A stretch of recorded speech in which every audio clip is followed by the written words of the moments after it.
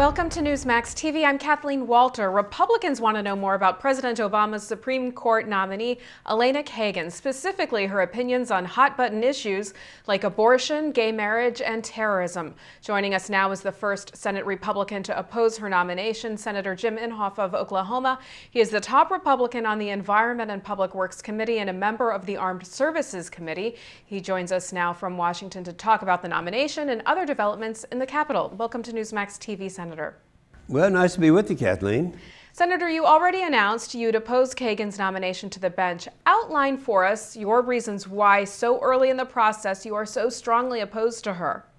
I'm guessing that 60 or 70% of the senators right now know how they're going to vote, but they're just not willing to be honest about it and come out and say it. Well, I said it. And so once I vote to confirm or not confirm someone, let's use as an example, for the district court.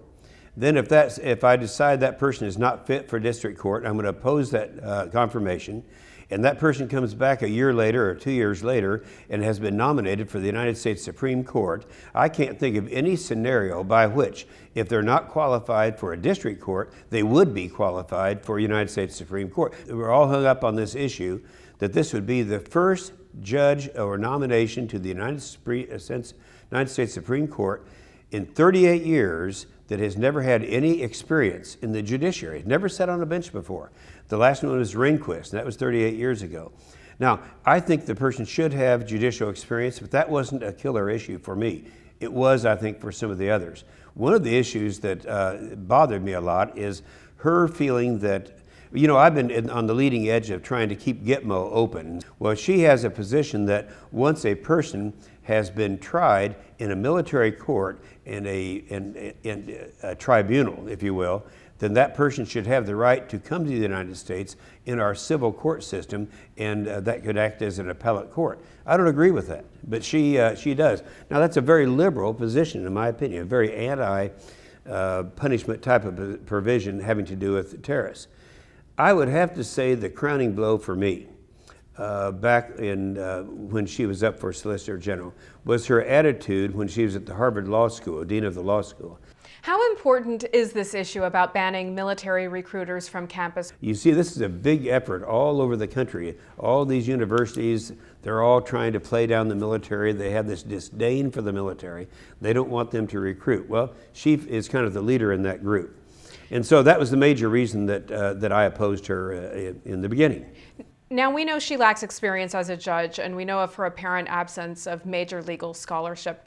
In your opinion, is Elena Kagan even qualified to serve on the court? No, I don't think so, and I've said that publicly. I said that actually I came out the day after she was nominated, looked back and studied my records for when I voted against her confirmation for Solicitor General, and at that time I didn't feel that she was qualified, even for that position, certainly would not be qualified, in my opinion, for the United States Supreme Court. Kagan is said to have admitted to getting drunk after learning Ronald Reagan was elected in 1980. In fact, she reportedly said at that time that she yearned for a more leftist left. Is this someone that should be on the court? Well, no, I don't think so. You know, but let's keep in mind, Kathleen, we knew that Obama is going to nominate someone who's very liberal. Fortunately, this person will be replacing Stevens, and so it's not going to change these 4 or 5 decisions. Nonetheless, I think that she is one that I would expect him to nominate. But no, I don't think that she would be qualified. Now, Barack Obama opposed John Roberts for the High Court. Why should Republicans support his nominee? Well, this Republican's not going to. And as I say, it'll be interesting. I think all but 7 of the Republicans voted against her confirmation for Solicitor General. In fact, my junior senator, Tom Coburn, was one of them who I think voted for her. And so it'll be interesting to see those individuals who voted against her there, how they could turn around and vote for her now. Sensing the feelings of your colleagues, do you think you have enough support to filibuster Kagan's nomination? I don't think so. I don't think so. If you look at the vote last time, that would have been cutting it pretty close. And you know, they do a lot of arm twisting at the last minute, and a lot of deals are made. I think it'd be very difficult. I would say this, though, that I feel that it'd be appropriate, particularly after what they did on the other side, to go ahead and do a filibuster. And if we do one, I will participate in it. Switching gears real quickly, Senators John Kerry and Joe Lieberman on Wednesday unveiling a sweeping climate change energy bill, even though it's at the bottom of voters' priorities. Why are they doing this, and can you stop them? Oh, absolutely. It's dead, Kathleen. And it's a cap and trade. They'll try to say, no, it's not cap and trade. But it is. And they've made their deals and tried to make deals with refiners. Some of the refiners have gone along with them, saying, well, government's going to pick winners and losers under the Kerry-Lieberman bill. And guess what? We get to be a winner. So they're making these very naive people believe that they're going to be winners. It's not going to work. It would end up in a tax increase for the American people, a very large tax increase, including, I believe they're still talking about a 15-cent gasoline tax increase on the American people. So the way they work it is they'll say to the refiners, well, we're going to go ahead and charge you for some of these emissions, but then you pass that on to your customer. That's all the people that are paying attention right now. And that'll be, I call that a tax increase. Then we'll make that up by having a tax on gasoline. So it's a double tax increase.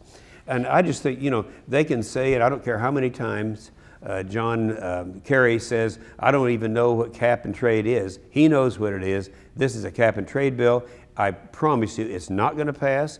In fact, when they unveil it today, they won't even have anything in writing saying exactly what it is, because if they do that, then they're under attack. Senator, last question real quickly. To what extent could the massive oil spill in the Gulf derail the expansion of offshore drilling? It's going to hurt it because there are people, if you tolerate this for just a minute, I was around 20 years ago when the Exxon Valdez took place up in Alaska. And up there, all the far left environmentalists were celebrating over that spill. And they're saying, we're going to use this, parlay this into stopping production and exploration on the North Slope. And my response was, look, that was a transportation accident. And if you stop domestic production, we're going to have to transport more of it, so the likelihood would be even greater. They said, I don't care, we're going to use that anyway. I think there are those using that same thing today. And if you paid attention to the hearings that just took place, 3 hearings, you heard more than one member of the United States Senate and the House say that we're going to stop all production. Well, these people wanted to stop it anyway. They never liked oil, gas, coal, or nuclear to start with. The question, how do you run this machine called America without all of the above? The answer, you can't do it. Senator Inhofe, thanks so much. Always a pleasure seeing you on Newsmax TV. Thank you, Kathleen. Thanks for the work you guys do. Thank you. And thank you for watching Newsmax TV.